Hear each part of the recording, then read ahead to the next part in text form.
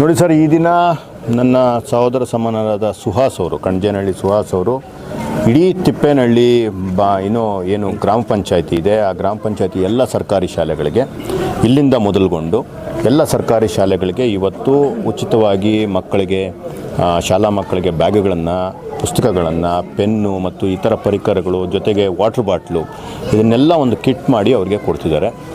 ಇದರೆಲ್ಲ ಒಂದು ಏನಿವತ್ತು ಕೆಲಸ ಆಗ್ತಿದೆ, ಇಷ್ಟು ಒಂದು ಶ್ರೇಯ ನನ್ನ ಸಹೋದರನಾದ ಸುಹಾಸ್ಗೆ ಸಲ್ಲಬೇಕು.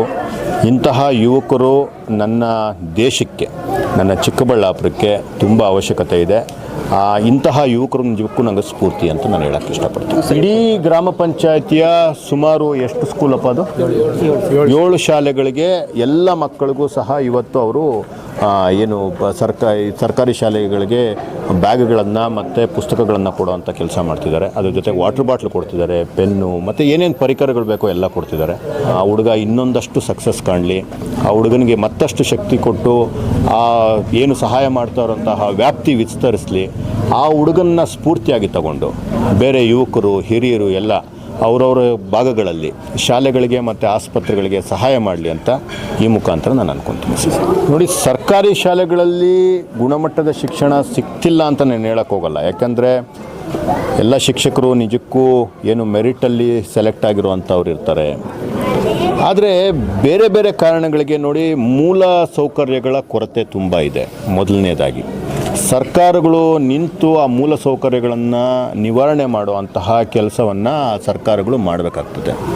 ಆ ಸರ್ಕಾರಗಳು ಈಗಲೂ ಸಹ 75-80 ವರ್ಷ ಆದರೂ ಸಹ ಈಗಲೂ ನನ್ನ ಸರ್ಕಾರಿ ಶಾಲೆಗಳು ಸೋರುತ್ತೆ.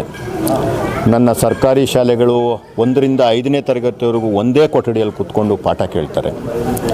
ಸರ್ಕಾರಿ ಶಾಲೆಗಳ ಮಕ್ಕಳು ಏನು ಬರ್ತಾರೆ, ಅವರಿಗೆ ಒಂದು ಪೂರಕವಾದ ಒಂದು ವಾತಾವರಣ ಇಲ್ಲದೇ ಇರೋವಂಥದ್ದು.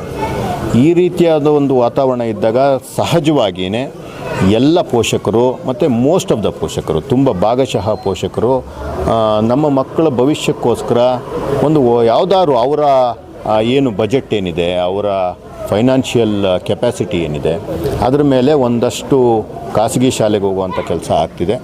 ಅದಿನ್ನೂ ಜಾಸ್ತಿ ಆಗಿಬಿಡುತ್ತೆ ಅನ್ನುವಂತಹ ಆತಂಕ ನನಗಿದೆ. ಸರ್ಕಾರಗಳು ಮತ್ತು ವ್ಯವಸ್ಥೆ ಸರ್ಕಾರಿ ಶಾಲೆಗಳನ್ನು ಉನ್ನತ ದರ್ಜೆಗೆ ಏರಿಸಿದ್ರೆ ಏನು ಬಡವರು ಮತ್ತು ಕೆಳ ಮಧ್ಯಮ ವರ್ಗದವರು ಸರ್ಕಾರಿ ಶಾಲೆಗಳ ಕಡೆ ಮತ್ತೆ ಬರ್ತಾರೆ ಅನ್ನೋದು ನನ್ನ ಭಾವನೆ.